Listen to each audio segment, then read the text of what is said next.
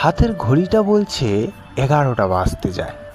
আর এই রাতে কাকদ্বীপ চৌরাস্তা মোড়ে আমরা দেখতে পাচ্ছি কতজন মিলে কিছু একটা করছে। তা চলুন আমরা দেখিনি আসলে এই রাতে হচ্ছেটা কি। ওরে বাস, এ তো এক বিরাট বড় আলপনা। গোটা রাস্তা জুড়ে দেখতে পাচ্ছি আলপনায় ভরে গেছে। সত্যি অসাধারণ দেখতে লাগছে তো, অপরূপ। আচ্ছা, আপনাদের স্যারকে স্যারকে একটু ডেকে দিন তো। আমরা পেয়ে গেছি স্যারকে, এবং আমাদের প্রতিনিধি সঞ্চিতা মণ্ডলকে অনুরোধ করব স্যারকে কিছু কোশ্চেন করার জন্য। আমরা চলে এলাম কাকদ্বীপ চৌরাস্তা মোড়ে সুবলবাবুর নতুন কাজ থেকে। আচ্ছা সুবলবাবু, আপনি কেন 117 নম্বর জাতীয় সড়কে আপনার আলপনার জন্য বেছে নিয়েছেন? প্রথমত নমস্কার সবাইকে, আর শারদীয়ার অগ্রিম শুভেচ্ছা প্রত্যেককে, আমার কাকদ্বীপবাসী এবং কাকদ্বীপের পার্শ্ববর্তী যে সকল এলাকায় রয়েছেন সকলকেই। 117 নম্বর জাতীয় সড়কে বেছে নেওয়ার কারণ হচ্ছে আমার কাকদ্বীপের ঐতিহ্য, কাকদ্বীপের গর্ব হচ্ছে এই চৌরাস্তার মোড়। আর এই চৌরাস্তার মোড়টাকে আমি আমার এই শিল্পকর্মের মধ্যে দিয়ে নতুন একটা পরিচয় দিতে চাই। আপনারা পিছনে দেখতেই পাচ্ছেন যে সকল ছাত্রছাত্রীরা আজকে তাদের রং তুলির মধ্য দিয়ে আমার কাকদ্বীপকে নতুন একটা পরিচিতি দিতে চলেছে, সেটা আগামীকাল সকলেই বুঝতে পারবেন। এতে কি সমস্যার সম্মুখীন হচ্ছে?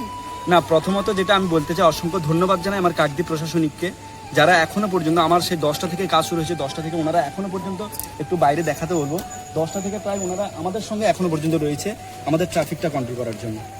পরপর আপনি যে কাজগুলি করছেন এতে আপনি কি বোঝাতে চাইছেন?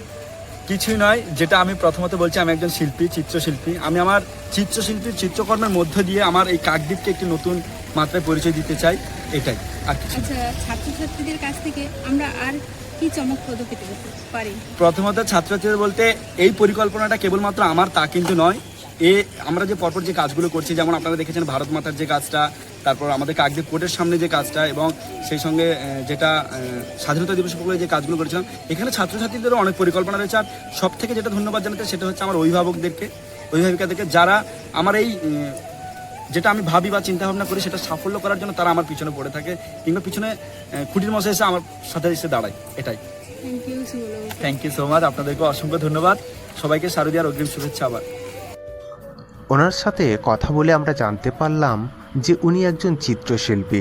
ওনার স্টুডেন্টদের নিয়ে এমন কাজকর্ম উনি একের পর এক করেই চলেছেন। 11টা বাজতে যায় যখন, অনেকেই খেয়ে দিয়ে ডিনারের পথে রওনা দিয়েছেন, আর ওনারা না ঘুমিয়ে না খেয়ে পরিশ্রম করে চলেছেন কাকদ্বীপবাসীকে উপহার দেওয়ার জন্য। এমন কাজকর্ম ওনারা আরও বেশিভাবে করে যাক এবং অনেক বড় হোক, কাকদ্বীপবাসীর মুখ উজ্জ্বল করুক, এই